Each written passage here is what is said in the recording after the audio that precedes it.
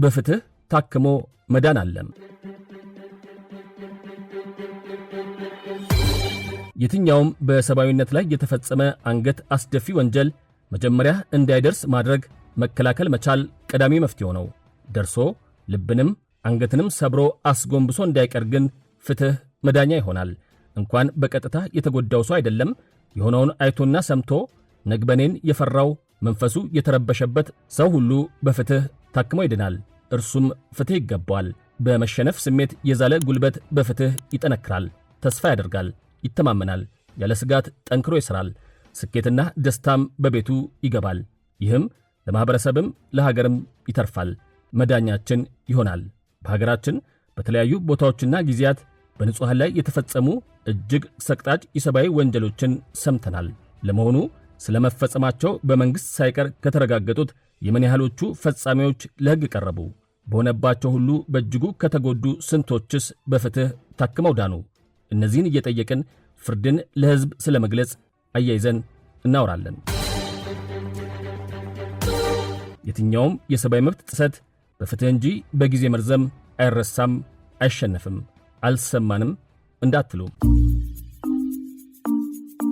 የትኛውም የሰብአዊ መብት ጥሰት ለምን እንኳን እንደሚጣስባቸው በማያውቁ ዝም ብለው ኑሯቸውን ከመኖር ውጪ በምኑም ውስጥ በሌሉበት ንጹሃን በተለይ ሕፃናትና ሴቶች ላይ ሲፈጸም ህመሙ ከፍተኛ ይሆናል። ይህ ህመም እያመረቀዘ በጥላቻና በቀል ሲዞርብን እንዳንኖር ፍትህ ሕክምና ሆኖ ያድናል። የኢትዮጵያ ሕገ መንግሥት አንቀጽ 37 ፍትህ የማግኘት መብትን እንዲህ በማለት ይደነግጋል።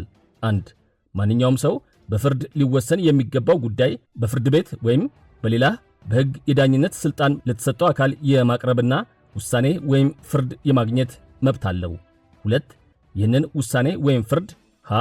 ማንኛውም ማኅበር የአባላቱን የጋራ ወይም የግል ጥቅም በመወከል ለ. ማንኛውንም ቡድን ወይም ተመሳሳይ ጥቅም ያላቸውን ሰዎች የሚወክል ግለሰብ ወይም የቡድን አባል የመጠየቅና የማግኘት መብት አለው። የዘገየ ፍትህ እንዳልተሰጠህ ይቆጠራል የሚባለው የሕግ መርህም ፈጥኖ በፍትህ መታከምን አብሮ ያሰበ ይመስላል። ይህም እንዳለ ሆኖ ለእያንዳንዱ ወንጀል ክስ ማቅረቢያ ጊዜ በሕግ የተገደበም ቢሆን በስብዕና ላይ ለሚፈጸሙ ወንጀሎች የተደነገገው ግን ይለያል።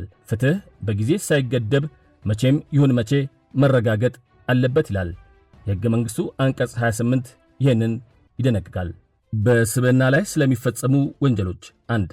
ኢትዮጵያ ባጸደቀቻቸው ዓለም አቀፍ ስምምነቶችና በሌሎች የኢትዮጵያ ሕጎች በሰው ልጅ ላይ የተፈጸሙ ወንጀሎች ተብለው የተወሰኑት የሰው ዘር የማጥፋት፣ ያለ ፍርድ የሞት ቅጣት እርምጃ የመውሰድ፣ በአስገዳጅ ሰውን የመሰወር ወይም ኢሰብአዊ የድብደባ ድርጊቶችን በፈጸሙ ሰዎች ላይ ክስ ማቅረብ በይርጋ አይታገድም። በሕግ አውጪው ክፍልም ሆነ በማንኛውም የመንግሥት አካል ውሳኔዎች በምህረት ወይም በይቅርታ አይታለፍም። 2.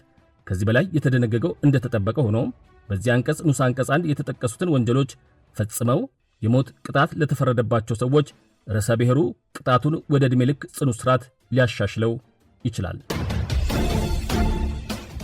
በመጨረሻም በንጹሃን ላይ የሚፈጸም ኢሰብአዊ ድርጊት የሚጎዳው እነርሱን ቤተሰብና ቤተ ዘመዶቻቸውን ወይም በአካል የሚያውቋቸውን ብቻ አይደለም።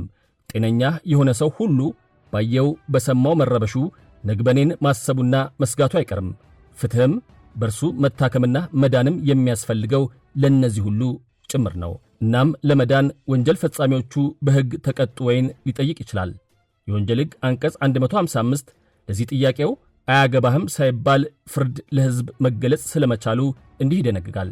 ፍርድን ለሕዝብ መግለጽ 1. ለሕዝብ ለተከሳሹ ወይም ለተበዳዩ የሚጠቅም መሆኑ በታመነ ጊዜም ፍርድ በሙሉ ወይም በከፊል ለሕዝብ እንዲገለጽ ፍርድ ቤቱ ያዛል። ፍርዱ መገለጽ ለሕዝብ ጠቃሚ የሆነ እንደሆነ ፍርድ ቤቱ በሕዝብ መገናኛ ዘዴዎች እንዲገለጽ ያዛል። ጠቃሚነቱ ለግል ባለጉዳይ በሆነ ጊዜ ግን ባለጉዳዩ በጽሑፍ ካላመለከተ በቀር እንዲገለጽ አይደረግም።